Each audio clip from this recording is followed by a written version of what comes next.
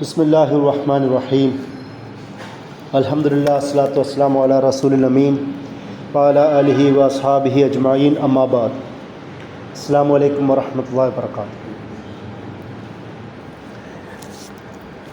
ലോക ഇസ്ലാമിക ചരിത്രത്തിൽ പ്രത്യേകിച്ച് 20-ാം നൂറ്റാണ്ടിൻ്റെ തുടക്കത്തിൽ തന്നെ ഇസ്ലാമിക പ്രസ്ഥാനത്തിന് രൂപം കൊടുത്ത മഹാനായ പണ്ഡിതനാണ് ഷഹീദ് ഷെയ്ഖ് ഹസനുൽ ബന്ന റഹിമഹുല്ലാഹ്. അദ്ദേഹത്തിൻ്റെ ജീവിതവും ചിന്തകളും ഇഖ്വാൻ മുസ്ലിമൂൻ്റെ പ്രവർത്തനവും ലക്ഷ്യങ്ങളുമാണ് നമ്മൾ പ്രധാനമായും കൈകാര്യം ചെയ്യാൻ പോകുന്നത്.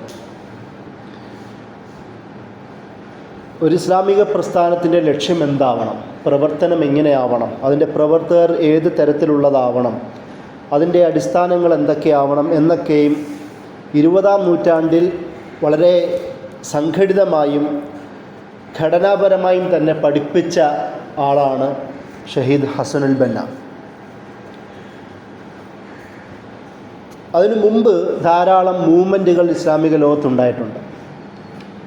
ഒരുപക്ഷേ 10-ാം നൂറ്റാണ്ടിന് മുമ്പേ തന്നെ ലോകത്ത് വിവിധ തരത്തിലുള്ള ഇസ്ലാമിക പ്രസ്ഥാനങ്ങൾ എന്ന് നമുക്ക് വിളിക്കാൻ പറ്റില്ലെങ്കിൽ പ്രോട്ടോടൈപ്പ് മൂവ്മെൻറ്റ്സ് എന്ന് വിളിക്കപ്പെടുന്ന മൂവ്മെൻറ്റുകൾ രൂപപ്പെട്ടിട്ടുണ്ട്. പല മൂവ്മെൻറ്റുകളും അത് സൂഫിസവുമായും തസവൂഫുമായൊക്കെ ബന്ധപ്പെട്ട ത്വരീഖത്തുകളായിരുന്നു. ഓരോ ത്വരീഖത്തുകളും ഓരോ ഭാഗത്ത് അവിടുത്തെ മുസ്ലിം ഐഡൻറ്റിറ്റി സംരക്ഷിക്കുക, അവരുടെ വിശ്വാസ സംരക്ഷണം നടത്തുക, പ്രദേശത്തിൻ്റെ സംരക്ഷണം നടത്തുക, ആ പ്രദേശത്തിലെ ഭരണകൂടത്തെ നന്നാക്കുക, ഇസ്ലാഹ് ചെയ്യുക, അങ്ങനെ പലവിധ ലക്ഷ്യങ്ങളും ആദ്യകാല സംഘടിത രൂപങ്ങൾക്കുണ്ടായിരുന്നു. പക്ഷേ ഇതൊന്നും ഒരു സ്ട്രക്ചറിലായിരുന്നില്ല, ഒരു മാസ് മൂവ്മെൻറ്റ് എന്ന് വിളിക്കാൻ പറ്റുന്ന തരത്തിലായിരുന്നു ഇതിൻ്റെ പ്രവർത്തനങ്ങളെല്ലാം. ഒരു ഷെയ്ഖ് ഉണ്ടാവുക, ഷെയ്ഖിൻ്റെ കീഴിൽ കുറച്ച് അടുത്ത ക്ലോസ് അനുയായികൾ ഉണ്ടാവുക, അതിനുശേഷം പൊതുജനങ്ങളാവുക എന്ന രീതിയിലായിരുന്നു ആദ്യകാല മുസ്ലിം സംഘടിത രൂപങ്ങളെല്ലാം ഉണ്ടായിരുന്നത്. എന്നാൽ 20-ാം നൂറ്റാണ്ടിൻ്റെ ഒരു പശ്ചാത്തലത്തിലേക്ക് എത്തുമ്പോൾ അതിനേക്കാളും അപ്പുറം കൂടുതൽ അനിവാര്യതകൾ രൂപപ്പെടുന്ന ഒരു സാഹചര്യം കൂടി ഉണ്ടാവുന്നു. എന്തുകൊണ്ടാണ് ഇസ്ലാമിക പ്രസ്ഥാനം ഉടലെടുക്കുന്നത് എന്നതും കൂടി പ്രധാനപ്പെട്ട ഒരു ചർച്ചയാണ്. ഇഖ്വാൻ മുസ്ലിമൂൻ രൂപപ്പെടുന്ന ഒരു പശ്ചാത്തലം ഏതായിരുന്നു?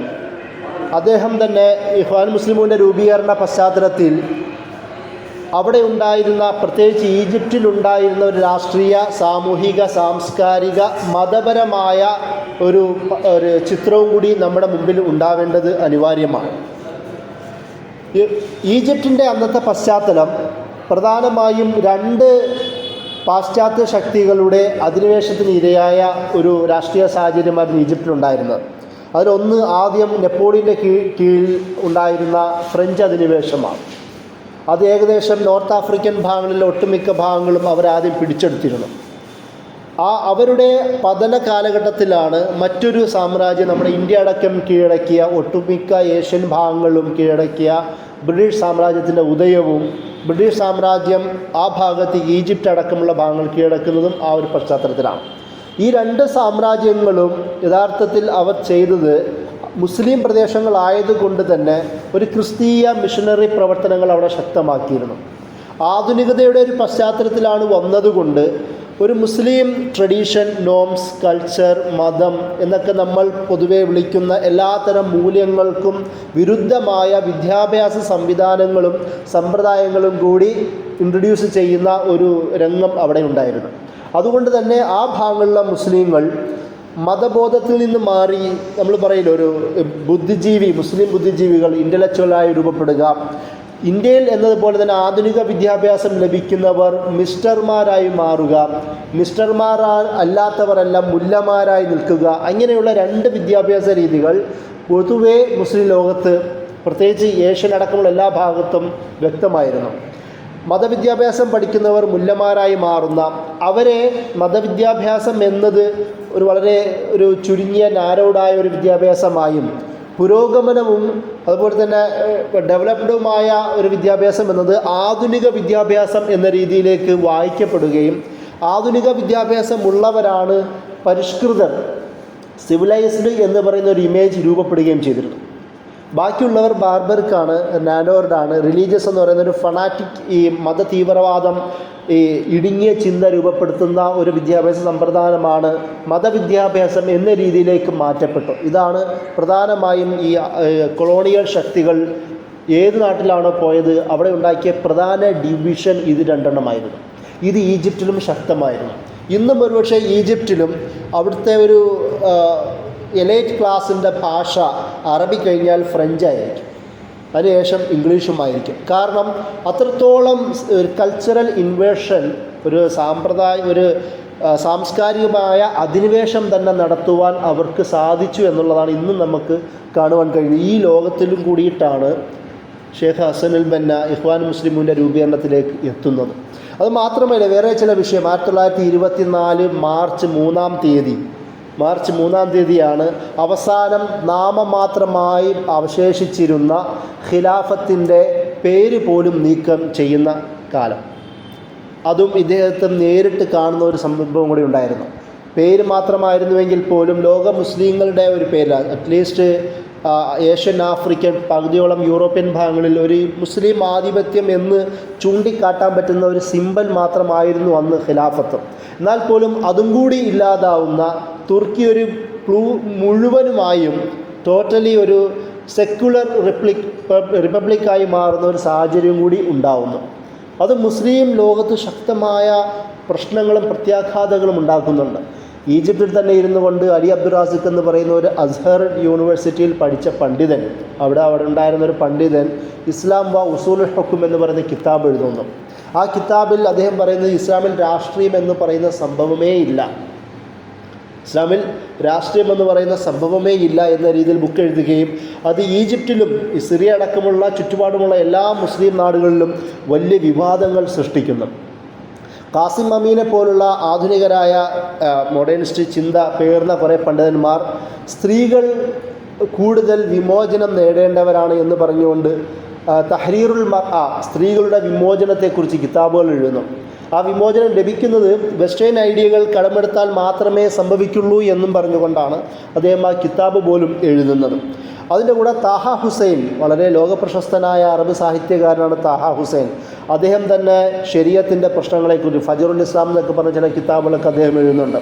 ശരീഅത്തിന് ഒരുപാട് പ്രശ്നങ്ങളുണ്ട്, ഖുർആൻ ഒരുപാട് പ്രശ്നങ്ങളുണ്ട്. അങ്ങനെ ഖുർആനും ശരീഅത്തുമായി ബന്ധപ്പെട്ട വിഷയങ്ങളിൽ ഒരുപാട് സംശയങ്ങൾ ഉന്നയിക്കുന്ന ഒരാളായും താഹ ഹുസൈൻ വളരുന്നു. ആദ്യകാലത്ത് ഹാഫിളായിരുന്നു, അന്ധനായ ബാലനായിരുന്ന താഹ ഹുസൈൻ ചെറുപ്പകാലത്ത് തന്നെ ഹിഫിളൊക്കെ ആയ ഒരു മനുഷ്യനായിരുന്നു. പിന്നീടാണ് അദ്ദേഹം തന്നെ ഈ രീതിയിലേക്ക് മാറുന്നത് നമുക്ക് കാണാം. അങ്ങനെ അറബ് ലോകത്ത്, പ്രത്യേകിച്ച് ഈജിപ്തിൽ തന്നെ മതപരമായും സാമൂഹ്യപരമായും രാഷ്ട്രീയപരമായും അപ്പാടെ പ്രശ്നങ്ങൾ നിറഞ്ഞു നിൽക്കുന്ന ഒരു ലോകത്താണ് ഷേഖ് ഹസനുൽ ബന്ന ജനിക്കുന്നത്. 1906 ഈജിപ്തിൽ തന്നെ മഹ്മൂദിയ എന്ന് പറയുന്ന ഒരു ഗ്രാമത്തിലാണ് അദ്ദേഹം ജനിക്കുന്നത്. പിതാവ് അഹമ്മദ് ബന്ന വളരെ ഫേമസ് ആയ പണ്ഡിതനായിരുന്നു കൊണ്ട് തന്നെ ചെറുപ്പകാലത്ത് ഇദ്ദേഹവും സാമ്പ്രദായികമായി തന്നെ മതവിദ്യാഭ്യാസം ലഭിക്കുന്നു. അതിൻ്റെ കൂടെ തന്നെ എല്ലാ പണ്ഡിതന്മാരെ പോലെയും ചെറുപ്പകാലത്ത് ഇദ്ദേഹവും ഹാഫിളാവുന്നത് നമുക്ക് കാണാം.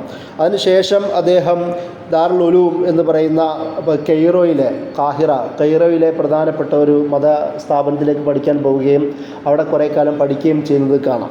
ആ കാലഘട്ടത്തിൽ തന്നെ ഷേഖ് ഹസൻ ബന്നയുടെ ഗുണം വ്യക്തമാവുന്ന ചില സംഭവങ്ങൾ ഉണ്ടാകുന്നതായി അദ്ദേഹത്തിൻ്റെ ചരിത്രത്തിൽ വിശദീകരിക്കുന്നുണ്ട്. ആ ഈജിപ്റ്റ് അടക്കമുള്ള കെയ്റോ അടക്കമുള്ള ചുറ്റുപാടുകളിൽ ബ്രിട്ടീഷ് അധികാരികളുടെ സഹായത്തോടു കൂടി മിഷനറി പ്രവർത്തനങ്ങൾ പല ക്രിസ്ത്യൻ പാതിരിമാർ നടത്തുന്നുണ്ടായിരുന്നു. അത് വളരെ ഭീകരമായ രീതിയിൽ മുസ്ലിങ്ങൾക്കിടയിലേക്ക് വ്യാപിക്കുകയും സാമ്പത്തികമായ പലവിധ മാർഗങ്ങൾ ഉപയോഗിച്ചുകൊണ്ട് കൺവേർഷൻ നടത്താനുള്ള ചില ശ്രമങ്ങളൊക്കെ അവർ നടത്തിയിരുന്നു. ഇദ്ദേഹം അവിടെ ഉണ്ടായിരുന്ന പ്രമുഖ പണ്ഡിതന്മാരെയൊക്കെ മുന്നിൽ കാണുകയും അവരെ പോയി കണ്ട് സംസാരിക്കുകയും അവരുടെ സഹായത്തോടു കൂടി അൽ ഫതഹ് എന്ന് പറയുന്ന ഒരു പബ്ലിക്കേഷൻ തുടങ്ങുകയും ചെയ്യുന്നു. അത് ഉണർത്തുന്നത് ഷേഖ് ഹസനുൽ ബന്നയാണ്. അദ്ദേഹം അന്ന് വിദ്യാർത്ഥി മാത്രമായിരുന്ന ഷേഖ് ഹസനുൽ ബന്നയാണ് അന്നത്തെ പ്രധാന പണ്ഡിതന്മാരായ അഹമ്മദ് തൈമൂർ പാഷ അടക്കമുള്ള വലിയ ആൾക്കാരെ പോയി കാണുകയും അവരുടെ നേതൃത്വത്തിൽ ഫതഹ് എന്ന് പറയുന്ന പ്രസിദ്ധീകരണം തുടങ്ങുകയും ആ പ്രസിദ്ധീകരണത്തിലൂടെ ക്രിസ്ത്യൻ മിഷണറി ആക്ടിവിറ്റീസിനെതിരെ ശക്തമായ ഒരു ഡിഫൻസ് അഴിച്ചുവിടുകയും അതിൻ്റെ ഫലമായി ബ്രിട്ടീഷ് അധികാരികൾ ഈ ക്രിസ്ത്യൻ പാദ്രിമാർക്കുള്ള ഫണ്ടിങ് പോലും നിർത്തുന്ന സാഹചര്യത്തിലേക്ക് പോലും എത്തുന്നുണ്ട്. ചെറുപ്പക്കാരനായ ഷേഖ് ഹസനുൽ ബന്നയുടെ പ്രവർത്തന ഫലമായിട്ടാണ് കൈറോ അടക്കമുള്ള ഭാഗങ്ങളിൽ ക്രിസ്തീയ മിഷണറി പ്രവർത്തനങ്ങളിൽ ഭയങ്കര മങ്ങലേക്കുന്നതെന്നും കൂടി നമുക്ക് കാണുവാൻ കഴിയും. അതായത് ഒരു നവോത്ഥാന നായകൻ്റെ വളർച്ച വളരെ അത്ഭുതകരമായി തന്നെ നമുക്ക് തുടക്കത്തിൽ തന്നെ കാണാൻ കഴിയും. വളരെ ഇസ്ലാഹി ലക്ഷ്യം വെച്ചുകൊണ്ടും ദാവത്തിനെ ലക്ഷ്യം വെച്ചുകൊണ്ടുള്ള അദ്ദേഹത്തിൻ്റെ വളർച്ച കാണാം. ഇതിൽ ചില സംഭവങ്ങൾ പറയുന്നത്, അദ്ദേഹത്തിൻ്റെ മദ്രസ കാലഘട്ടം കഴിഞ്ഞു അധ്യാപകർ വിദ്യാർത്ഥികളോട് ചോദിക്കും, നിങ്ങൾക്ക് എന്താവാനാണ് ആഗ്രഹം എന്ന് എഴുതി ചോദിക്കുമ്പോൾ ഷേഖ് ഹസൻ ബന്ന പറയുന്നത്, എനിക്ക് മുദരിസ് ആവാനാണ് ആഗ്രഹം, അധ്യാപകനാണ് ആഗ്രഹം. കാരണം എനിക്ക് എൻ്റെ സമൂഹത്തെ നന്നാക്കണം, സമൂഹത്തെ ശരിയായ മാർഗത്തിലേക്ക് നയിക്കണം. അദ്ദേഹത്തിൻ്റെ പേര് ഹസനുൽ ബന്ന എന്നാണ്. ബന്ന എന്ന് വെച്ചാൽ നിർമ്മാതാവ് എന്നാണ് അർത്ഥം, കൺസ്ട്രക്ടർ എന്നാണ് അർത്ഥം.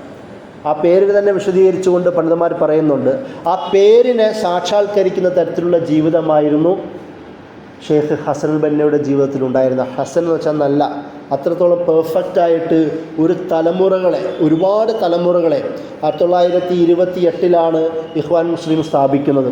അന്ന് മുതൽ ഇന്ന് വരെ ഒരു നൂറ്റാണ്ടിനോട് അടുക്കുന്ന ഒരു കാലഘട്ടം വരെയും എത്ര തലമുറകളെയാണ് ഷേഖ് ഹസനുൽ ബന്നയ്ക്ക് ഇസ്ലാമിക ആശയത്തിൻ്റെ കീഴിൽ ഉണ്ടാക്കുവാൻ കഴിഞ്ഞതെന്ന് ആലോചിക്കുമ്പോഴാണ് ഹസനുൽ ബന്ന എന്ന് പറയുന്ന പേരിൻ്റെ തന്നെ അർത്ഥം എത്രയും വിശാലമാവുന്നത് എന്ന് നമുക്ക് മനസ്സിലാക്കാൻ കഴിയുന്നത്.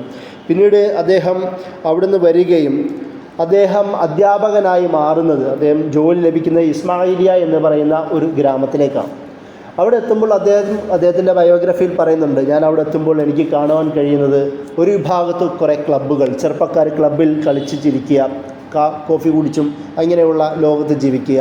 ഒരു വിഭാഗത്ത് കുറേ സൂഫികൾ, വലിയ ഖാൻകാവുകൾ, വലിയ ദർഗകളായി ജീവിക്കുന്ന, പക്ഷേ സമൂഹത്തിൽ നല്ല ഇൻഫ്ലുവൻസ് ഉള്ള കുറേ സൂഫികൾ, അവർക്ക് ചെറുപ്പക്കാരുമായിട്ട് ബന്ധമില്ല. വേറൊരു ഭാഗത്ത് ഉലമാക്കൾ, ഫിഖ്ഹി ലീഗൽ ഫൈറ്റ് പരസ്പരം ഇടപെടലിടുന്ന കുറേ ഉലമാക്കൾ, പ്രത്യേകിച്ച് ഫിഖ്ഹിൻ്റെ മേഖലയിൽ ധാരണയുള്ള കുറേ പണ്ഡിതന്മാർ. മറ്റൊരു ഭാഗത്തോ കുറേ ധനികർ, അവർ സമ്പന്നരായ കുറേ ആൾക്കാർ അവരുടെ ലോകത്ത്. ഇദ്ദേഹം 6 മാസക്കാലം ഇസ്മായിലിയ ഗ്രാമത്തെക്കുറിച്ച് പഠിക്കുകയും ആ 6 മാസം എന്താണ് ആ ഗ്രാമത്തിൻ്റെ മുഴുവൻ പ്രശ്നങ്ങളെന്ന് തരംതിരിഞ്ഞ് പ്രത്യേകം മനസ്സിലാക്കുകയും എന്നിട്ട് ആദ്യം ക്ലബ്ബുകളിലേക്ക് യാത്രയാവും. ക്ലബ്ബുകളിൽ പോവുകയും ചെറുപ്പക്കാരുമായി കാണുകയും ഇസ്ലാമികമായ വിഷയങ്ങൾ സംസാരിക്കുകയും ഈ ചെറുപ്പക്കാരെ പള്ളിയിലേക്ക് അടുപ്പിക്കുകയും സൂഫി ദർഗകളുമായി ബന്ധപ്പെടുകയും ഉലമാക്കളുമായി ബന്ധപ്പെടുകയും ചെയ്യുന്നു. ഇവരെയും ഖൗമുമായി ബന്ധിപ്പിക്കുന്നു, ഈ 2 വിഭാഗങ്ങളെയും സമൂഹവുമായി ബന്ധിപ്പിക്കുന്നു. പണക്കാരായ ആൾക്കാരെ സന്ദർശിച്ചുകൊണ്ട് അവരുടെ ഫണ്ടിങ്ങുകളിലൂടെ പുതിയ ഇനിഷ്യേറ്റീവുകൾക്ക് തുടക്കമിടുന്നു. 6 മാസത്തെ ഒരു പ്രദേശത്തെക്കുറിച്ചുള്ള വളരെ സൂക്ഷ്മമായ ഫീൽഡ് സ്റ്റഡിയുടെ അടിസ്ഥാനത്തിലാണ് അദ്ദേഹം പ്രവർത്തനം തുടങ്ങുന്നത് പോലും. അത്രയും ആഴത്തിൽ തന്നെ അദ്ദേഹം സമൂഹത്തെക്കുറിച്ച് മനസ്സിലാക്കിയിട്ടുണ്ട് എന്നാണ് നമുക്ക് മനസ്സിലാക്കാൻ കഴിയുന്നത്. ഇതിൽ നിന്നിട്ടുള്ള തിരഞ്ഞെടുപ്പാണ് അദ്ദേഹം പിന്നീട് പ്രസ്ഥാനത്തിൻ്റെ രൂപേണത്തിൽ നയിക്കുന്നത്. അദ്ദേഹം പറയുന്നത് ഓരോ ടീ ഷോപ്പുകളിലും ചായക്കടകളിലും വൈകുന്നേരങ്ങളിൽ പോയിരുന്നു കൊണ്ട് അവരോട് ചായ കുടിക്കുകയും ചെറുപ്പക്കാരോട് ഇരുന്ന് ചായ കുടിക്കുകയും അവരെ പതുക്കെ ഇസ്ലാമികമായ വിഷയങ്ങൾ സംസാരിക്കുകയും ഇസ്ലാഹി പ്രവർത്തനങ്ങളായിരുന്നല്ലോ അദ്ദേഹത്തിൻ്റെ ആദ്യകാല മുഖ്യ ഊന്നൽ അതായിരുന്നു. ചെറുപ്പക്കാരെ പ്രധാനമായും ഇസ്ലാമിലേക്ക് ക്ഷണിക്കുകയും പള്ളിയിലേക്ക് കൊണ്ടുപോവുകയും ചെറിയ മജ്ലിസുകൾ രൂപീകരിക്കുകയും അതിൽ നിന്ന് തിരഞ്ഞെടുത്ത ആൾക്കാർ കൊണ്ടാണ് 1928 മെയ് മാസം പ്രധാനപ്പെട്ട 6 അനുയായികളെയും ചേർന്നുകൊണ്ട് ജമിയത്ത് ഇഖ്വാനുൽ മുസ്ലിമീൻ എന്ന് പറയുന്ന സംഘടന അദ്ദേഹം രൂപീകരിക്കുന്നത്. അതായിരുന്നു തുടക്കം. പക്ഷേ ഈ ഒരു തുടക്കം എന്നത് പിൽക്കാലത്ത് ബ്രിട്ടീഷ് ഭരണകൂടത്തിൻ്റെ ഏറ്റവും വലിയ തലവേദനയായി മാറി എന്നുള്ളതാണ് പ്രധാനപ്പെട്ട ഒരു സംഭവം. അദ്ദേഹം അത് അവിടുന്ന് തുടങ്ങുകയും പ്രധാനമായി 3 കാര്യങ്ങളാണ് സംഘടനയുടെ ഒരു ആശയപരമായി ഇഖ്വാൻ മുസ്ലിമൂൻ അല്ലെങ്കിൽ ഷേഖ് ഹസനുൽ ബന്ന മുന്നോട്ട് വെച്ചത്. അതൊന്ന് ഇസ്ലാഹ് തന്നെയാണ്. ഇസ്ലാഹില്ലാതെ ഒരു സംഘടനയ്ക്ക് നിലനിൽക്കാൻ കഴിയില്ല. കാരണം ഇസ്ലാഹ് എന്ന് പറയുന്നത് മുസ്ലിം വ്യക്തി, മുസ്ലിം കുടുംബം, മുസ്ലിം സമൂഹം, ഇങ്ങനെ 3 ഘട്ടങ്ങളുണ്ട്. വ്യക്തികളിൽ നിന്ന് കുടുംബത്തിലേക്കും, കുടുംബത്തിൽ നിന്ന് സമൂഹത്തിലേക്കും, അതിൽ നിന്നൊരു ഭരണത്തിലേക്കും എന്ന രീതിയിലാണ് ഷേഖ് ഹസൻ ബന്ന ഇസ്ലാഹിനെ കണ്ടത്. കാരണം വ്യക്തികളില്ലാതെ ഒരു ഭരണം സംവിധാനം സമൂഹം രൂപപ്പെടുകയില്ല, വ്യക്തികളില്ലാതെ കുടുംബം രൂപപ്പെടുകയില്ല, കുടുംബമില്ലാതെ ഒരു കമ്മ്യൂണിറ്റി രൂപപ്പെടുകയില്ല, കമ്മ്യൂണിറ്റികളില്ലാതെ ഒരു ഗവർണൻസ് രൂപപ്പെടുകയില്ല. അതുകൊണ്ട് ഇസ്ലാഹ് ബോട്ടം അപ്പ് എന്ന തലത്തിൽ താഴെ നിന്ന് മുകളിലേക്ക് പോവേണ്ടതാണ് എന്ന് ചിന്തിച്ച ആളാണ് ഷെയ്ഖ് ഹസനുൽ ബന്ന. അതിന് ഇസ്ലാഹ് പ്രധാന ടൂളായിട്ട് തന്നെയാണ് അദ്ദേഹം ഉപയോഗിച്ചത്. കാരണം സ്വാഭാവികമായും 90% മുസ്ലിങ്ങളുള്ള ഈജിപ്ഷ്യൻ സൊസൈറ്റിയിൽ ഇസ്ലാഹിന് തന്നെ ആയിരിക്കുമല്ലോ പ്രധാന റോളായിട്ടുണ്ടാവുക. അതിൻ്റെ കൂടെ തന്നെ അദ്ദേഹം ദഅവത്ത് കോപ്റ്റിക് ക്രിസ്ത്യൻസും കുറച്ച് യഹൂദരുമുള്ള നാടാണ്. ഖിബ്തികളായ അല്ലെങ്കിൽ കോപ്റ്റിക് എന്ന് വിളിക്കുന്ന ക്രിസ്ത്യൻസും യഹൂദരുമുള്ള നാടാണ് ഈജിപ്റ്റ്. അതുകൊണ്ട് തന്നെ ദഅവത്തും അവരുടെ പ്രധാന ദൗത്യമായി എടുക്കുന്നു. ഇതിനൊക്കെ മാർഗമായി അവർ മനസ്സിലാക്കുന്നത് സലഫു സാലിഹീങ്ങളുടെ രീതി എന്ന രീതിയിലാണ്. അദ്ദേഹം അതുതന്നെയാണ് ഒരു മാർഗം എന്ന നിലയിൽ. ദഅവത്തിൻ്റെ അടിസ്ഥാനം ഏതാണ്? സലഫു സാലിഹീങ്ങളുടെ രീതിയാണ്. ഇസ്ലാഹിൻ്റെയും അടിസ്ഥാനം സലഫു സാലിഹീങ്ങളുടെ രീതിയാണ്. അതുകൊണ്ട് സലഫ് എന്നതിൻ്റെ പ്രധാന ഒരു പാരാമീറ്ററായി തന്നെ അദ്ദേഹം അതിൻ്റെ മുഴുവൻ പരിഷ്കരണങ്ങളിലും ഉപയോഗിക്കുന്നത് കാണുവാൻ കഴിയും. അതിൻ്റെ കൂടെ ഇദ്ദേഹം നേരിട്ടത് പുതിയ പല ഇസങ്ങളെയുമാണ്. സെക്യുലറിസത്തെ ഒരുപാട് നേരിടേണ്ടി വന്നു. അതുപോലെ തന്നെ അറബ് നാഷണലിസത്തെ നേരിടേണ്ടി വന്നു. കാരണം ഖിലാഫത്ത് എന്ന് പറയുന്ന കൺസെപ്റ്റ് ഇല്ലാതാവുന്നതോടുകൂടി ഞാൻ നേരത്തെ പറഞ്ഞതുപോലെ അലി അബ്ദുൽ റാസിഖിനെ പോലുള്ള പണ്ഡിതന്മാർ രാഷ്ട്രീയം തന്നെ ഇസ്ലാമിലില്ല എന്ന് പറയുന്ന ഒരു തരത്തിൽ ബുക്കുകൾ എഴുതുക, അത് സമൂഹത്തിൽ നല്ലൊരു പ്രചാരം ലഭിക്കുക. അതിൻ്റെ കൂടെ തന്നെ ഈ ബ്രിട്ടീഷ് സാമ്രാജ്യത്തിൻ്റെ സാന്നിധ്യത്തോടുകൂടി മോഡേൺ എഡ്യൂക്കേഷൻ, അതിൻ്റെ കൂടെ സെക്യുലറിസം, ഇതിന് വിപരീതമായി സാമ്രാജ്യത്തിന് വിപരീതമായി ശക്തി ആർജിച്ച അറബ് നാഷണലിസം, അറബ് ദേശീയത, അറബ് ഒരു മഹിമ, അതിൻ്റെ പേരിൽ അറബി ഭാഷയോടുള്ള വല്ലാത്ത ഇത്, ബാക്കിയുള്ള ഭാഷകളോടൊരു എതിർപ്പ്, അതിനേക്കാളും അപ്പുറം ഒരു റേസ് എന്ന നിലയിൽ അറബികളോടുള്ള വല്ലാത്ത ഒരു മഹിമ, ഈ തലത്തിലുള്ള ഒരുപാട് പ്രശ്നങ്ങളും ഇദ്ദേഹം നേരിടുന്നു. ഇതിനെയൊക്കെയും ശക്തമായ ഭാഷയിൽ ഐഡിയോളജിക്കലി തന്നെ നേരിട്ട ആളായിട്ട് ഇമാം ഹസനുൽ ബന്നയെ നമുക്ക് കാണുവാൻ കഴിയും. അതിൻ്റെ കൂടെ തന്നെ അദ്ദേഹം പറയുന്നുണ്ട്, ഈ ദൈവത്തെക്കുറിച്ചുള്ള കൺസെപ്റ്റുകൾ തന്നെ പല ഭാഗത്തും ദമസ്കസിലൊക്കെയും ഇദ്ദേഹം ആ ഒരു യുവാവായി വളർന്ന പശ്ചാത്തലത്തിൽ സിറിയയിലൊക്കെ അള്ളാഹു മരിച്ചു എന്നും പറഞ്ഞുകൊണ്ട് പ്രൊട്ടസ്റ്റ് പോലും ചെറുപ്പക്കാർ നടത്തുന്ന സംഭവങ്ങളൊക്കെ ഉണ്ടായി. അള്ളാഹുവിനെ മയ്യത്ത് കൊണ്ടുവന്ന സംഭവങ്ങളൊക്കെയും ഉണ്ടാകുന്ന പശ്ചാത്തലവും കൂടാണ്. ആലോചിച്ച് നോക്കുക. ആ ഒരു സാഹചര്യത്തിലാണ് അള്ളാഹു ആരാണ് എന്ന് പറയുന്ന കൺസെപ്റ്റ് ഇദ്ദേഹം പറയുന്നത്. ഇദ്ദേഹത്തിൻ്റെ അൽ മഅ്സൂറാത്ത് എന്ന് പറയുന്ന പ്രാർത്ഥനയുടെ കളക്ഷൻ ഈ അടുത്ത് മലയാളത്തിൽ പോലും ട്രാൻസ്ലേറ്റ് ചെയ്യപ്പെട്ടിരുന്നു. അതിൽ പ്രധാനമായും ആദ്യം എടുത്ത് പറയുന്നത് വിക്റുള്ളയാണ്. ഫി കുല്ലി ഹാൽ, അലാ കുല്ലി ഹാൽ. വിക്ർ എല്ലാ സാഹചര്യത്തിലും അള്ളാഹുവിനെ കുറിച്ചുള്ള സ്മരണ ആണ് ഒരു മനുഷ്യനെ നിയന്ത്രിക്കേണ്ടത് എന്ന് ആദ്യം തന്നെ അദ്ദേഹം പറയുന്നത് കാണാൻ കഴിയും. കാരണം അള്ളാഹു മരിച്ചു എന്ന് പറയുന്ന ലോകത്ത് നിന്നുകൊണ്ട് അള്ളാഹുവിനെ കുറിച്ചുള്ള ഓർമ്മയാണ് ഒരാളെ മുന്നോട്ട് ചലിപ്പിക്കേണ്ടത് എന്ന് പറഞ്ഞ ആളാണ് ഷെയ്ഖ് ഹസനുൽ ബന്ന. അതിൻ്റെ കൂടെ തന്നെ മോറൽ കൺസെപ്റ്റുകൾ പല അറബ് നാടുകളിലും പ്രത്യേകിച്ച് ഇറാൻ അടക്കമുള്ള ഭാഗങ്ങളിലും ബ്ലൂ ഫിലിമുകൾ അവരുടെ മുഖ്യധാര തിയേറ്ററുകളിൽ വളരെ സുഖമായും ഓടുന്ന കാലഘട്ടം കൂടിയിട്ടായിരുന്നു. ഫ്രഞ്ച് കൾച്ചറിൻ്റെ വല്ലാത്ത ഇൻഫ്ലുവൻസ് കാരണം ഈ വസ്ത്രങ്ങളിലും ഡ്രസ് കോഡുകളിലും അവരുടെ സംസാര രീതികളിലും ഇടപെടലുകളിലും ഒരു മുസ്ലിം ട്രഡീഷൻ അകന്നു പോവുകയും ഫ്രഞ്ച് കൾച്ചറുകൾ ശക്തമാവുകയും ചെയ്തിരുന്നൊരു പശ്ചാത്തലമാണ്. എക്സ്ട്രീം മോറൽ സ്വഭാവമുള്ളവരാണ്, അല്ലെങ്കിൽ വളരെ അധാർമികമായ ഒരു ജീവിത പശ്ചാത്തലം എന്ന് പറയാൻ പറ്റുന്നതാണ് ഈ ഫ്രഞ്ച് സെക്യുലറിസത്തിൻ്റെയും ഫ്രഞ്ച് കൾച്ചറിൻ്റെയും ഒരു പ്രത്യേകത. അത് അറബ് നാടുകൾ പ്രത്യേകിച്ച് നോർത്ത് ആഫ്രിക്കയിൽ വിശിഷ്യ ഈജിപ്തിൽ ശക്തമായിരുന്നു. അതിനെയും കൂടി ശക്തമായി എതിർക്കുന്ന ഒരാളായിട്ട് നമുക്ക് ഷെയ്ഖ് ഹസനുൽ ബന്നയെ ഈ ആദ്യ കാലഘട്ടത്തിൽ തന്നെ കാണുവാൻ കഴിയും. അതിൻ്റെ കൂടെ തന്നെ ഷെയ്ഖ് ഹസനുൽ ബന്ന പറഞ്ഞ ചില കാര്യങ്ങളുണ്ട്. എന്താണ് ഇസ്ലാം?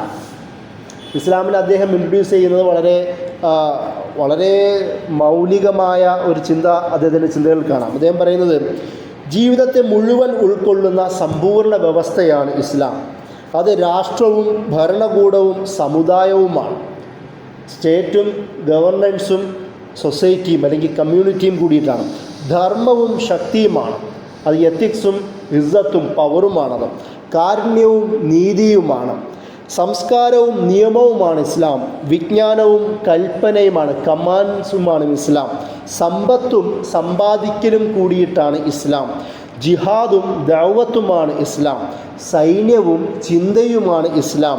കലർപ്പില്ലാത്ത ഈമാനും ഇബാദത്തുമാണ് ഇസ്ലാം എന്ന് അത് ഇസ്ലാമിന് അദ്ദേഹം സമർപ്പിക്കുന്നത് കാണുവാൻ കഴിയും. അതിൻ്റെ കൂടെ തന്നെ അദ്ദേഹം പറയുന്ന മറ്റൊരു പോയിന്റ്, എന്താണ് ഈ ഇഖ്വാൻ മുന്നോട്ട് വെക്കുന്ന ആശയം? അദ്ദേഹം പറയുന്നത് നഹ്നു ദഅവത്തുൻ സലഫിയ, ഞങ്ങളൊരു സലഫി ദഅവ രീതിയാണ്, സലഫി ദഅവ രീതിയാണ് ഞങ്ങൾ, അല്ലെങ്കിൽ നമ്മൾ. ത്വരീഖത്തുൻ സുന്നിയ, സുന്നി മാർഗമാണ് നാം. ഹഖീഖത്തുൻ സൂഫിയ, സൂഫി യാഥാർത്ഥ്യ ബോധമാണ് നാം. ഹൈഅത്തുൻ സിയാസിയ, ഒരു രാഷ്ട്രീയ ബോഡിയാണ് നാം. ജമാഅത്തുൻ റിയാദിയ, വളരെ ഡൈനാമിക്കായ ഒരു സംഘടിത രൂപമാണ് നാം. റാബിത്തത്തുൻ അൽമിയത്തുൻ സഖാഫിയ, വളരെ കൾച്ചേർഡായ ഇൻ്റലക്ച്വലായ ഒരു സർക്കിളാണ് നാം. അതുപോലെ തന്നെ ഷിർക്കത്തുൻ ഇഖ്തിസാദിയ, ഒരു ഫൈനാൻഷ്യൽ കമ്പനി അല്ലെങ്കിൽ ഒരു ബോഡി കൂടിയിട്ടാണ് നാം. അതുപോലെ ഫിക്റത്തുൻ ഇജ്തിമാഇയ, ഒരു സാമൂഹിക ചിന്തയും കൂടിയിട്ടാണ് ഇഖ്വാൻ എന്ന് ഇഖ്വാൻ അദ്ദേഹം ഇൻട്രൊഡ്യൂസ് ചെയ്യുന്നതാണ്. ഇത് പറയാൻ കാരണം, അന്ന് നോർത്ത് ആഫ്രിക്കയിൽ പ്രത്യേകിച്ച് ഈജിപ്തിലടക്കമുള്ള ഭാഗങ്ങളിൽ ഈ സൂഫി ത്വരീഖത്തുകൾ ശക്തമായിരുന്നു. ഇദ്ദേഹം പോലും ഈജിപ്തിൽ വളരെ ശക്തമായ സൂഫി ത്വരീഖത്താണ് ഷാദുലി ത്വരീഖത്ത് എന്ന് പറയും. ആ ഷാദുലി ത്വരീഖത്തിൻ്റെ ഒരു ബ്രാഞ്ചാണ് ഹസവി ത്വരീഖത്ത്. ആ ത്വരീഖത്തിൻ്റെ ഒരു പ്രധാന അനുയായി കൂടിയിട്ടായിരുന്നു ഷെയ്ഖ് ഹസനുൽ ബന്ന. അതുകൊണ്ട് തന്നെ ഈജിപ്തിലൊരു യാഥാർത്ഥ്യമായിരുന്നു സൂഫി ഓർഡറുകൾ. അദ്ദേഹം ആ ഓർഡറുകളെ ഇഖ്വാൻ്റെ പ്രധാന ബോഡിയിലേക്ക് എടുക്കുന്നത് കാണുവാൻ കഴിയും. ഇഖ്വാൻ്റെ ലീഡറിന് നമ്മൾ വിളിക്കുന്ന പോലെ അമീറെന്നോ പ്രസിഡൻറ്റോ എന്നല്ല വിളിക്കുക, അൽ മുർഷിദുൽ ആം എന്നാണ്, മുഖ്യ കാര്യദർശി എന്നാണ് വിളിക്കുക. മുഖ്യ സുപ്രീം ഗൈഡ് എന്നുള്ള അർത്ഥമാണ് അൽ മുർഷിദുൽ ആം എന്നുള്ള ആ പദം. മുർഷിദ് എന്ന് പറയുന്ന പദം സൂഫി ടെർമിനോളജിയാണ്. അതിൻ്റെ കൂടെ തന്നെ ഇർഷാദ് എന്നുള്ളതാണ് അവരുടെ ഓഫീസിൽ തന്നെ വിളിക്കുക, മക്തബുൽ ഇർഷാദ്, അവരെ എല്ലാ കാര്യങ്ങളും ശരിയായ മാർഗത്തിലേക്ക് നയിക്കുന്ന ഓഫീസ് എന്ന രീതിയിൽ പല പദപ്രയോഗങ്ങളും ഇദ്ദേഹം ഉപയോഗിച്ചതുപോലും അവിടെ ഉണ്ടായിരുന്ന സൂഫി ടെർമിനോളജിയാണ്. കാരണം എന്താണ്, അദ്ദേഹത്തിൻ്റെ ബാക്ക്ഗ്രൗണ്ട് അതായിരുന്നു. അതിൻ്റെ കൂടെ തന്നെ ഈ ത്വരീഖത്തുകൾക്ക് ഈജിപ്തിൽ നല്ല സ്ഥാനവും കൂടിയിട്ടുണ്ടായിരുന്നു. അതിനെയും കൂടി ഉൾക്കൊള്ളുക എന്നതും കൂടാണ്. അതായത് അദ്ദേഹം പറയും, ഞങ്ങൾ സലഫികളാണ്, സലഫു സാലിഹ്യങ്ങളെ സ്വീകരിക്കുന്നവരാണ്, നമ്മൾ സുന്നികളാണ്, സുന്നി മാർഗമാണ് ഞങ്ങളുടെ. അതുപോലെ തന്നെ നമ്മൾ സൂഫിയും കൂടെ ആണ്. ആരെയും അകറ്റി നിർത്താതെ എല്ലാവരെയും കൂടി ഉൾക്കൊള്ളിക്കുന്ന തരത്തിൽ ഇൻക്ലൂസീവായ ഒരു നിലപാടുണ്ടാക്കിയ ആളാണ് ഷെയ്ഖ് ഹസനുൽ ബന്ന. അതുകൊണ്ട് തന്നെ അദ്ദേഹത്തെക്കുറിച്ച് പറയുന്നത്, അദ്ദേഹം അവിടെ ഉണ്ടായിരുന്ന എല്ലാ മതവിഭാഗങ്ങളുമായി മുസ്ലിം സംഘടനകളും ഇതേപോലെ ഗ്രൂപ്പുകളുമായിട്ടൊക്കെ നല്ല ബന്ധം സൂക്ഷിച്ച ആളായിരുന്നു അത്രേ. എന്നാൽ മാത്രമേ ഒരു സംഘടനയെ, ഒരു സംഘടിത രൂപത്തെ മുന്നോട്ട് കൊണ്ടുപോകാൻ കഴിയൂ. എന്നാൽ മാത്രമേ ഒരു വിഭാഗത്തിന് മാസ് ലെവലിൽ സ്വാധീനമുണ്ടാക്കാൻ കഴിയൂ എന്ന് തിരിച്ചറിഞ്ഞ ആളാണ് അദ്ദേഹം. അല്ലാതെ എൻ്റെ ആശയം, എൻ്റെ രീതി, എൻ്റെ രീതിയിൽ പിൻപറ്റുന്നവർ മാത്രം എൻ്റെ ലോകത്തേക്കും മതി എന്ന് പറയുന്ന സങ്കുചിത നിലപാടുണ്ടായിരുന്ന ആളായിരുന്നില്ല ഷെയ്ഖ് ഹസനുൽ ബന്ന എന്ന അദ്ദേഹത്തിൻ്റെ ചിന്തകൾ തന്നെ നമുക്ക് കാണുവാൻ കഴിയും. അതിൻ്റെ കൂടെ തന്നെ അദ്ദേഹം പറയുന്നത്, എന്താണ് ഇഖ്വാൻ്റെ മുദ്രാവാക്യം? അള്ളാഹു ഗായത്തുനാണ്. ഇഖ്വാൻ്റെ മുദ്രാവാക്യം എന്ന് പറഞ്ഞാൽ അള്ളാഹുവാണ് ഞങ്ങളുടെ ലക്ഷ്യം, നമ്മുടെ ലക്ഷ്യം അള്ളാഹുവാണ്. അർ റസൂല് ഖുദുവത്തുന, റസൂലാണ് നമ്മുടെ നേതൃത്വം. അതുപോലെ തന്നെ വൽ ഖുർആൻ ദസ്തൂറുന, ഖുർആനാണ് നമ്മുടെ ഭരണഘടന. അൽ ഖുർആൻ ദസ്തൂറുന, ഖുർആനാണ് നമ്മുടെ ഭരണഘടന. അൽ ജിഹാദ് സബീലുന, ജിഹാദാണ് നമ്മളുടെ മാർഗം. അൽ മൗത്ത് ഫി സബീലില്ല അസ്മ അമാനീന, അള്ളാഹുവിൻ്റെ മാർഗത്തിൽ മരിക്കൂ എന്നുള്ളതാണ് നമ്മുടെ ഏറ്റവും വലിയ ആഗ്രഹം എന്നതാണ് ഇഖ്വാൻ്റെ പ്രധാനപ്പെട്ട മുദ്രാവാക്യങ്ങൾ. ഇത് തന്നെയാണ് ഒരുപക്ഷെ ഇഖ്വാൻ്റെ തുടക്കവും അവസാനം വരെയുള്ള ജീവിതത്തിൽ നമുക്ക്, അദ്ദേഹത്തിൻ്റെ ജീവിതത്തിലും ഇഖ്വാൻ മുസ്ലിമൂൻ്റെ ജീവിതത്തിൽ നമുക്ക് കാണുവാൻ കഴിയുന്നത്. ഈ ഒരു ആശയങ്ങൾ മുന്നിൽ വെച്ചുകൊണ്ടാണ് അദ്ദേഹം പ്രവർത്തിക്കുന്നത്. അതിൻ്റെ കൂടെ തന്നെ ഞാൻ നേരത്തെ പറഞ്ഞതുപോലെ ഇഖ്വാൻ ഒരു പ്രവർത്തന രീതികളെ 3 തലങ്ങളിലായി അദ്ദേഹം തന്നെ വിശദീകരിക്കുന്നത് കാണാം. ഒന്ന്, ഇഖ്വാൻ്റെ ഒന്നാമത്തെ പ്രവർത്തന രീതി പ്രസ്ഥാനത്തെ നാട്ടുകാർക്ക് പരിചയപ്പെടുത്തി കൊടുക്കുക എന്നുള്ളതാണ്. രണ്ടാമത്, പ്രബോധിതരെ സംഘടിപ്പിക്കുക എന്നുള്ളതാണ്. ആരെയാണോ നമ്മൾ പ്രബോധനം ചെയ്യുന്നത് അവരെയും കൂടി ഒരു പൊതുവായ പ്ലാറ്റ്ഫോമിലേക്ക് സംഘടിപ്പിക്കുവാൻ നമ്മൾ തയ്യാറെടുക്കുക എന്നുള്ളതാണ്. മൂന്നാമത്, അതിനാവശ്യമായ പദ്ധതികൾ, സ്ട്രാറ്റജികൾ തയ്യാറാക്കുക എന്നുള്ളതാണ്. ഇതാണ് സംഘടിതമായി പോവേണ്ട ഒരു മൂവ്മെൻറ്റിൻ്റെ പ്രധാന ദൗത്യം, പ്രവർത്തന രീതിയായിട്ട് അദ്ദേഹം മുന്നോട്ട് വെച്ചത്. ഞാൻ നേരത്തെ പറഞ്ഞതുപോലെ ആദ്യം മുസ്ലിം വ്യക്തി, പിന്നെ മുസ്ലിം കുടുംബം, പിന്നീട് മുസ്ലിം സമൂഹം, അതിനുശേഷം മുസ്ലിം ഭരണകൂടം, തുടർന്ന് ഇസ്ലാമിക ഗവൺമെൻറ്റിൻ്റെ രൂപീകരണം, അതായത് ഖിലാഫത്തിൻ്റെ പുനഃസ്ഥാപനം എന്ന രീതിയിലാവണം നമ്മളുടെ വളർച്ച. അതൊരു ഗ്രാജുവലായി വളരേണ്ട പടിപടിയായി വളരേണ്ട ഒന്നായിട്ടാണ് ഷെയ്ഖ് ഹസൻ ബന്ന മുന്നോട്ട് വെച്ചത്. അതിന് 3 യോഗ്യതകൾ ഓരോരുത്തർക്കും ഉണ്ടാവണമെന്ന് അദ്ദേഹം പറഞ്ഞു. ഒന്നാമത്തത് ആഴമുള്ള ഈമാൻ, രണ്ടാമത്തത് സൂക്ഷ്മമായ സംഘാടനം, മൂന്നാമത് നിരന്തരമായ പ്രവർത്തനം. ഈ 3 കാര്യങ്ങളിലും ഇഖ്വാനികളായ എല്ലാവരിലും നമുക്കത് കാണുവാൻ കഴിയും. അതായത് എത്ര വലിയ, നമുക്ക് ചില അധ്യാപകർ എനിക്കുണ്ടായിരുന്നു ശാന്തപുരത്ത്. അവർ പെൻസിൽ എടുക്കുമ്പോൾ ബിസ്മില്ലാഹിർ റഹ്മാനിർ റഹീം, ഡ്രോ തുറക്കുമ്പോൾ ബിസ്മില്ലാഹിർ റഹ്മാനിർ റഹീം, നമ്മൾ ചോക്ക് എഴുതാൻ എടുക്കുമ്പോൾ ബിസ്മില്ലാഹിർ റഹ്മാനിർ റഹീം എന്ന് പറയുന്ന അധ്യാപകർ. ഏത് നിമിഷത്തിലും അള്ളാഹുവിൻ്റെ പേരുകൊണ്ട് മാത്രം തുടങ്ങുന്ന, അൽഹംദുലില്ലാ കൊണ്ട് വർത്തമാനം അവസാനിപ്പിക്കുന്ന പ്രവർത്തകർ, ഏത് സാഹചര്യത്തിലും എന്തിനും തയ്യാറാവുന്ന പ്രവർത്തകർ. അദ്ദേഹം പലപ്പോഴും സംഘങ്ങളായി ഇവരെ പെതുക്കെ മരുഭൂമിയിലേക്ക് കൊണ്ടുപോകും. അവിടെ ക്യാമ്പുകൾ ഇടക്കിടക്ക് സംഘടിപ്പിക്കും. യാത്ര പോയിട്ട് ക്യാമ്പുകൾ സംഘടിപ്പിക്കുകയും ആ ക്യാമ്പുകളിൽ അവിടെ ഈമാനുപരമായ വിഷയങ്ങൾ മാത്രം ഫോക്കസ് ചെയ്തുകൊണ്ടിട്ടുള്ള ചർച്ചകൾ നടത്തും. ഇതായിരുന്നു ഇഖ്വാൻ്റെ തർബിയത്തിൻ്റെ പ്രധാന ഗുണങ്ങളെന്ന് നമുക്ക് കാണാൻ കഴിയും. അദ്ദേഹം സൂക്ഷ്മമായ സംഘാടനമാണ്. പ്രവർത്തകരോട് അദ്ദേഹം പറഞ്ഞിരുന്ന 2 കാര്യങ്ങൾ: നിങ്ങൾക്ക് 2 ജോലികൾ ഉണ്ടാവണം. ഒന്ന്, നിങ്ങളുടെ പ്രധാന ജോലി, ഒരുപക്ഷെ ഗവൺമെൻറ് ആയിട്ട് കിട്ടിയ ജോലിയോ പ്രൈവറ്റായിട്ട് സ്ഥാപനം ലഭിക്കുന്ന ജോലിയോ നിങ്ങൾക്കുണ്ടാവണം. രണ്ടാമത്തത്, നിങ്ങൾ മറ്റൊരു ജോലിയിലും കൂടി കഴിവുള്ളവരാവണം. ഏതെങ്കിലും ഒരു കാരണവശാൽ നിങ്ങൾക്ക് ആദ്യ ജോലി നഷ്ടപ്പെടുകയാണെങ്കിൽ നിങ്ങളും നിങ്ങളുടെ കുടുംബവും കൂടെയുള്ളവരും കഷ്ടപ്പെടാൻ പാടുള്ളതല്ല. നിങ്ങൾ എന്തിനും തയ്യാറാവണം. ഏത് സാഹചര്യത്തെയും ഫേസ് ചെയ്യാനുള്ള കപ്പാസിറ്റി നിങ്ങൾക്ക് വേണം. അതുകൊണ്ട് മറ്റൊരു സ്കില്ലും കൂടി നിങ്ങൾ ഡെവലപ്പ് ചെയ്യണമെന്ന് അദ്ദേഹം പറയുമായിരുന്നു. അത് സൂക്ഷ്മമായി പ്രവർത്തകരോട് തന്നെ അദ്ദേഹം ഈ തരത്തിലുള്ള ഉപദേശങ്ങൾ നടത്തുന്നതായി നമുക്ക് കാണാം. അതിൻ്റെ കൂടെ തന്നെ നിരന്തരമായ പ്രവർത്തനങ്ങളില്ലെങ്കിൽ നമ്മുടെ കഴിവുകൾക്ക് തുരുമ്പ് വന്നു പോകും. അതുകൊണ്ട് നമ്മളൊരു സംഘടനയെ നയിക്കുകയാണെങ്കിൽ നിരന്തരമായ പ്രവർത്തകർക്ക് കൊടുക്കണം. നബി സല്ലല്ലാഹു അലൈഹി വസല്ലമ തന്നെ യുദ്ധത്തിൽ നിന്നും മടങ്ങി വരുമ്പോൾ ചില പ്രശ്നങ്ങൾ ഉണ്ടാകുമ്പോൾ അവർക്ക് പണികൾ കൊടുക്കുന്നത് കാണാം. സ്വഹാബികൾ തന്നെ അസ്വാരസ്യങ്ങൾ ചില സാഹചര്യങ്ങൾ ഉണ്ടായിട്ടുണ്ട്. അതിനില്ലാതാക്കുവാൻ വേണ്ടി അവർക്ക് നിരന്തരം വർക്ക് കൊടുത്തുകൊണ്ട് പ്രവർത്തനങ്ങളിൽ അവരെ ഇൻവോൾവ് ചെയ്യിപ്പിക്കുന്നത് നമുക്ക് കാണാം. ഒരുപക്ഷെ ആ മെത്തേഡായിരിക്കാം ഷെയ്ഖ് ഹസൻ ബന്നയും സ്വീകരിച്ച് പ്രവർത്തകർക്ക് നിരന്തരം പണി കൊടുത്തുകൊണ്ട് ഒരുപാട് വർക്കുകൾ കൊടുത്തുകൊണ്ട് അവരെ പ്രവർത്തനത്തിൽ മുഴുകിപ്പിക്കുക. അത് ഈമാനിൻ്റെ ഭാഗമാക്കി മാറ്റുക. സാമൂഹ്യ സേവനം ദൈവാരാധനയാണെന്ന് പറയുന്നത് മാത്രമല്ലല്ലോ, ചെയ്യുമ്പോഴാണ് അതിൻ്റെ ഭാഗമായി നമ്മൾ മാറുക. ആ തരത്തിൽ നിരന്തരമായ പ്രവർത്തനം വേണ്ടി വന്നു. അതിൻ്റെ കൂടെ അദ്ദേഹം പറഞ്ഞത് വേണ്ടി വന്നാൽ ആയുധം പോലും എടുക്കാൻ നമുക്ക് കഴിയണം. കാരണം ഇസ്ലാമിൻ്റെ മാർഗത്തിൽ പലരും ചോദിക്കുന്നു. അദ്ദേഹം പറയുന്നുണ്ട്, ലക്ഷ്യ സാക്ഷാത്കാരത്തിൻ്റെ മാർഗത്തിൽ ഇഖ്വാൻ ബലം പ്രയോഗിക്കുമോ എന്ന് പലരും ചോദിക്കുന്നുണ്ടെന്ന്. അദ്ദേഹം പറയുന്നത്, ശക്തി ഇസ്ലാമിൻ്റെ ചിഹ്നമാണ്. അഖീദയുടെ 1-ാം ഘട്ടത്തിൽ വിശ്വാസത്തിൻ്റെ ശക്തി, അടുത്ത ഘട്ടത്തിൽ ഐക്യത്തിൻ്റെ ശക്തി, അത് രണ്ടിനും ശേഷം ആയുധശക്തി. മറ്റൊരു മാർഗം ഫലപ്രദമല്ലെന്നും ഈമാനിൻ്റെയും ഐക്യത്തിൻ്റെയും ശക്തി തങ്ങൾ സംഭരിച്ചു കഴിഞ്ഞിരുന്നുവെന്നും ബോധ്യപ്പെടുമ്പോൾ ഇഖ്വാൻ മുസ്ലിമൂൻ ആയുധശക്തി പ്രയോഗിക്കുന്നതായിരിക്കുമെന്ന് അദ്ദേഹം പറയുന്നുണ്ട്. അത് നമുക്ക് പിന്നീട് കാണാൻ കഴിയുന്നത് ഫലസ്തീൻ വിഷയം വരുമ്പോൾ ഫലസ്തീനു വേണ്ടി മാത്രം അന്നില്ലാമുൽ ഖാസ് സ്പെഷ്യൽ സംഘടന എന്ന രീതിയിൽ അദ്ദേഹം ഒരു സംഘടന ഉണ്ടാക്കുകയും മാർഷൽ ആർട്സ് പ്രധാന ഭാഗമായി തിരഞ്ഞെടുക്കുകയും ആ സംഘടന 1948 ഇസ്രായേലുമായിട്ടുള്ള യുദ്ധത്തിൽ അറബികളുടെ പ്രധാന റെജിമെൻ്റായി മാറുന്നതും കാണാം.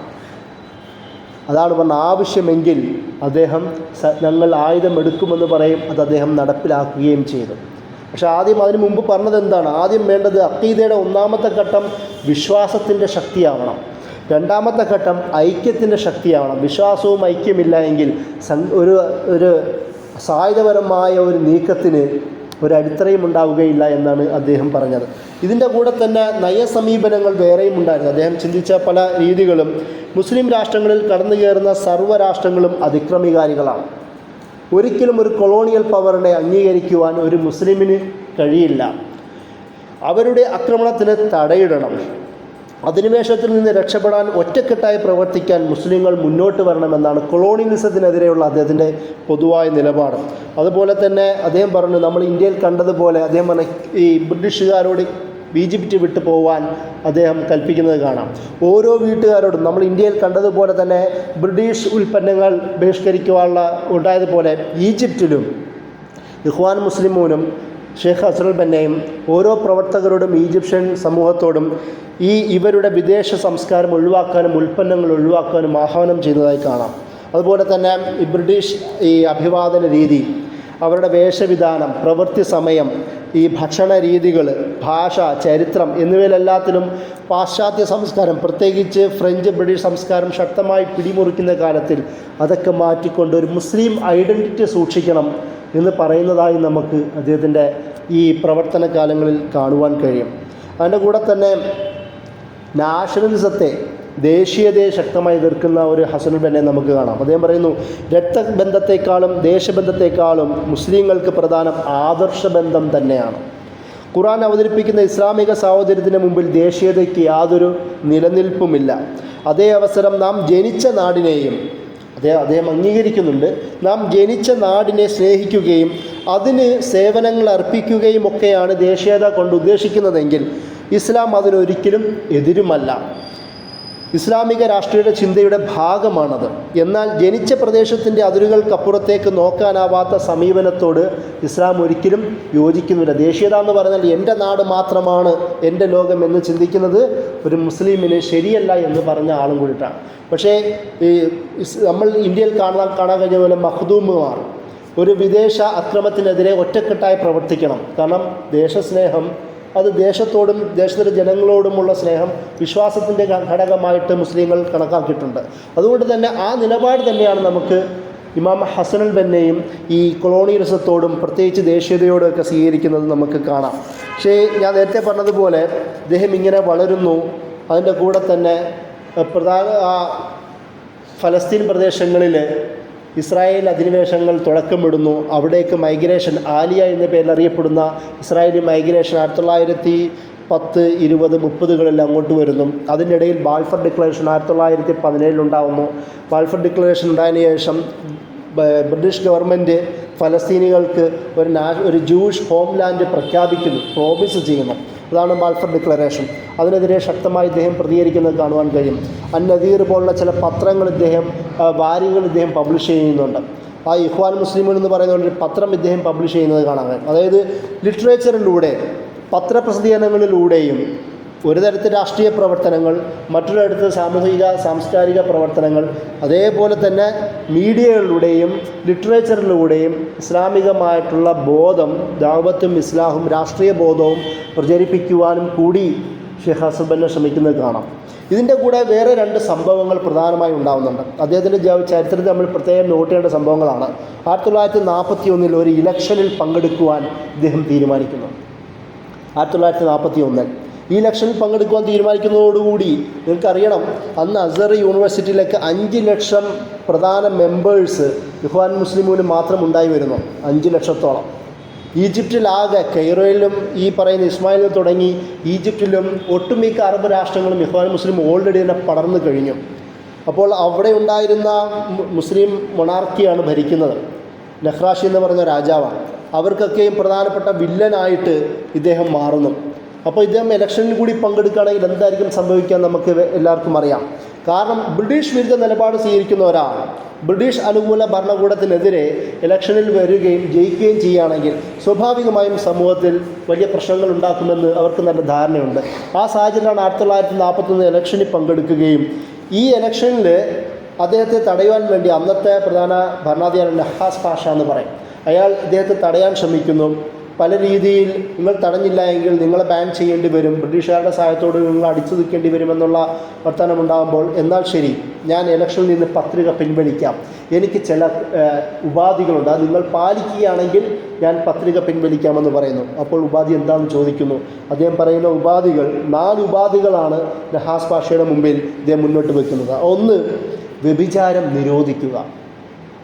2, അറബി ഭാഷയെ എല്ലാ ഔദ്യോഗിക അനൗദ്യോഗിക സ്ഥാപനങ്ങളിലും മെയിൻ ഭാഷയായി തിരഞ്ഞെടുക്കുക. കാരണം അന്ന് ഫ്രഞ്ച് ബ്രിട്ടീഷ് ഭാഷകൾക്കായിരുന്നു സ്വാധീനമുണ്ടായിരുന്നത്. 3, മദ്യനിരോധനം ഏർപ്പെടുത്തുക. 4, ഇസ്ലാമിക ആഘോഷങ്ങൾ ഔദ്യോഗികമായി കൊണ്ടാടാനുള്ള കൽപ്പന പുറപ്പെടുവിക്കുക. അവസാനം നഹാസ് പാഷയ്ക്ക് ഈ കാര്യങ്ങൾ 3 അംഗീകരിക്കേണ്ടി വന്നപ്പോൾ അതിനുശേഷം മാത്രമാണ് ഇദ്ദേഹം പത്രിക പിൻവലിക്കുന്നത്. ഒന്ന് ആലോചിച്ച് നോക്കുക. അദ്ദേഹത്തിൻ്റെ ഒരു ഇലക്ഷൻ ഒന്ന് കാൻഡിഡേറ്റ്സ് പ്രഖ്യാപിച്ചത് കൊണ്ട് മാത്രം എന്ത് നേട്ടമാണ് ഈജിപ്ഷ്യൻ സൊസൈറ്റിയിൽ പ്രത്യേകിച്ച് ഇസ്ലാമിക വിഷയത്തിൽ ഉണ്ടായതെന്നാണ് ഇതിൻ്റെ അർത്ഥം. അതിൻ്റെ കൂടെ തന്നെ 1944 മറ്റൊരു ഇലക്ഷനിൽ ഇദ്ദേഹം പങ്കെടുക്കാൻ ഉദ്ദേശിക്കുന്നുണ്ട്. അവിടെയും ഇദ്ദേഹത്തിന് പലതരത്തിലുള്ള സമ്മർദ്ദം ചെലുത്തിയെങ്കിലും ഇദ്ദേഹം പിൻവലിയുന്നില്ല. അവസാനം ഇലക്ഷനിൽ കൃത്രിമം നടത്തിക്കൊണ്ട് ഇദ്ദേഹത്തെ ഒഴിവാക്കുന്ന ഒരവസ്ഥയിലേക്ക് ഭരണകൂടം കൊണ്ടെത്തിക്കുന്നുണ്ട്. ഇതാണ് പിന്നീട് ഈ പറഞ്ഞല്ലോ. അപ്പോൾ ഇത് അദ്ദേഹത്തിൻ്റെ ഒരു ജനസ്വാധീനമാണ് കാണിക്കുന്നത്. അങ്ങനെ 1948 ആ യുദ്ധമുണ്ടാവാനുള്ള പശ്ചാത്തലം ഉണ്ടാവുന്നു. 48 അവരെ ഇസ്രായേൽ പ്രഖ്യാപിക്കുന്നു. ഇസ്രായേലും ഇഖ്വാനുമായും നല്ല ബന്ധമുണ്ട്. എങ്ങനെയാണെന്ന് വെച്ചാൽ ഇസ്രായേലിൻ്റെ എല്ലാ നീക്കങ്ങൾക്കെതിരെയും ശക്തമായ നയനിലപാട് സ്വീകരിച്ച പ്രസ്ഥാനമാണ് ഇഖ്വാൻ. ഇഖ്വാൻ്റെ തന്നെ ഒരുപാട് പ്രവർത്തനങ്ങൾ ഓൾറെഡി ഫലസ്തീനിൽ അവിടെ എത്തുകയും ഇസ്രായേലിനെതിരെ ആംഡ് സായുധ റെസിസ്റ്റൻസ് നിയന്ത്രിക്കുകയും ചെയ്യുന്നവരെ നമുക്ക് കാണാമായിരുന്നു. ഒരുപാട് പേർ ഓൾറെഡി തന്നെ ഫലസ്തീനെത്തിയിരുന്നു. ഇവിടെ ഈജിപ്തിൽ ഇരുന്നു കൊണ്ട് തന്നെ ഇസ്രായേലിനെതിരെ ശക്തമായ പ്രതിരോധം അവർ തീർത്തിരുന്നു. യഹൂദരായ ധനികരുടെ കടകളിൽ ഇവർ ഉപരോധം ഏർപ്പെടുത്തിയിരുന്നു. ഇവർക്കെതിരെ അന്നാറുവ ദിമാർ ഫിലസ്തീൻ എന്ന് പറയുന്ന യഹൂദരുടെ അക്രമങ്ങളെ ചൂണ്ടിക്കാട്ടുന്ന കിതാബ് ഇവർ എഡിറ്റ് ചെയ്ത് പബ്ലിഷ് ചെയ്തു. അത് ഈജിപ്തിലാകെ കോളിളക്കം സൃഷ്ടിച്ചു. അതിൻ്റെ കൂടെയാണ് 48 ഇസ്രായേൽ സ്ഥാപിക്കപ്പെട്ടതിന് ശേഷം ഇഖ്വാൻ ഷെയ്ഖ് ഹസൻ ബന്ന പ്രഖ്യാപിക്കുന്നത്, ഞങ്ങൾ ഫലസ്തീന് വേണ്ടി 10,000 ഫിദായിങ്ങളെ ഞങ്ങൾ പ്രഖ്യാപിക്കുന്നു എന്ന് അദ്ദേഹം പറയുന്നു. അങ്ങനെ പിന്നീട് നമുക്ക് കാണാം അല്ലാമ യൂസുൽ കർലാവിയുടെ ആത്മകഥയിൽ അദ്ദേഹം പറയുന്നുണ്ട്, ഈ യുദ്ധത്തിലേക്ക് പങ്കെടുക്കുവാൻ വേണ്ടി ആയിരക്കണക്കിന് ആൾക്കാരാണ് വന്നത്. കുട്ടികളടക്കം വന്ന് പലരെയും ഇദ്ദേഹം രജിസ്റ്റർ ചെയ്യാതെ തിരിച്ചു വിടുകയായിരുന്നു. അവസാനം 10,000 പേരെ നോട്ട് ഡൗൺ ചെയ്യുകയും ഈ 10,000 പേരാണ് ഞാൻ നേരത്തെ പറഞ്ഞ യുദ്ധത്തിൽ അറബികൾക്കൊപ്പം പോവുകയും ചെയ്യുന്നത്. പക്ഷേ 1948 ജൂണിൽ അവിടെ പെട്ടെന്ന് അറബ് സഖ്യം അവർ സീസ് ഫെയർ പ്രഖ്യാപിക്കുകയും തിരിച്ചു വരികയുമാണ് ചെയ്യുന്നത്. അങ്ങനെ അവിടെ ഉണ്ടായിരുന്ന നഖ്രാസി ഭാഷ അദ്ദേഹം ബ്രിട്ടീഷുകാരുടെ സഹായത്തോടു കൂടി ഇഖ്വാനെ നിരോധിക്കുകയാണ് ചെയ്യുന്നത്. കാരണം ഇഖ്വാൻ്റെ സാന്നിധ്യം ബ്രിട്ടീഷുകാർക്ക് വെല്ലുവിളിയായിട്ട് അവർക്ക് മനസ്സിലാക്കുകയും ഓരോരോ ഇഖ്വാനുകളെയും പിക്ക് ചെയ്ത് ജയിലിലേക്ക് കൊണ്ടുവിടുകയും ഒരുപാട് പേരെ വധിച്ചു കളയുകയും ചെയ്യുന്ന സാഹചര്യം ആ ഒരു പശ്ചാത്തലത്തിലുണ്ടാവുന്നു. അങ്ങനെ അദ്ദേഹം 1949 മുമ്പ് എല്ലാ ഇഖ്വാനുകളും ഒട്ടുമിക്ക ഇഖ്വാനുകൾ ജയിലാവുകയും പലരെ നാടുകടത്തുകയും കൊല്ലുകയും ചെയ്തപ്പോൾ ഇദ്ദേഹം മാത്രം ഒറ്റയ്ക്കാവുകയും ഇദ്ദേഹത്തിൻ്റെ കയ്യിലുണ്ടായിരുന്ന ഒഫീഷ്യലായി തന്നെ കയ്യിൽ സൂക്ഷിച്ചിരുന്ന ആയുധത്തിൽ നിന്ന് ആയുധം പിടിച്ചു വാങ്ങുകയും അദ്ദേഹത്തിൻ്റെ സ്വകാര്യ വണ്ടികളടക്കം പിടിച്ചെടുക്കുകയും അങ്ങനെ അദ്ദേഹത്തിന് പൊതു ബസ്സിൽ യാത്ര ചെയ്യേണ്ടി വരുന്നൊരവസ്ഥയുണ്ടായി. അവിടെ വെച്ച് 1949 ഫെബ്രുവരി 12 ബസ്സിൽ വെച്ച് വെടിവെച്ച് കൊല്ലുകയാണ് ചെയ്യുന്നത്.